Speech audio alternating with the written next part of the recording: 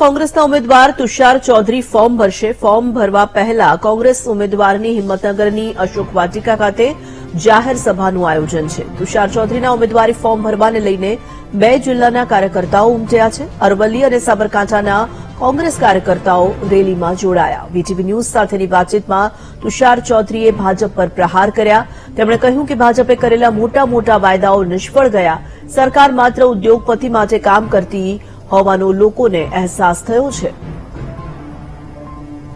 સાબરકાંઠા લોકસભાના ઉમેદવાર તુષારભાઈ ચૌધરી આજે વિજય મુહૂર્તમાં પોતાનું ફોર્મ ભરશે. તુષારભાઈ મંદિરે દર્શન કરવા આવ્યા છે. કેવી રીતે શરૂઆત કરશો આજે ફોર્મ ભરીને?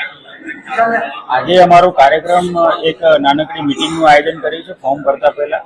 એમાં અમારા પ્રદેશના નેતાઓ ઉપસ્થિત રહેશે અને ત્યારબાદ અમે રેલી આકારે ફોર્મ ભરવા કલેક્ટર કચેરીએ જઈશું અને ફોર્મ ભર્યા પછી આવનારા દિવસોમાં કઈ રીતે વધારે સઘન રીતે ગામે ગામ સુધી પહોંચાય એની રણનીતિ આજે નક્કી કરીશું. સરકારમાં નથી, તમે સત્તામાં નથી, આ લોકસભા સીટ પર કેટલાય વર્ષોથી ભાજપ પાસે છે, તો એવું શું કરશો કે જેના કારણે તમને લોકો વોટ આપશે અને સરકારમાં આવશે? છેલ્લા 10 વર્ષથી ભારતીય જનતા પાર્ટીની સરકાર કામ કરી રહી છે.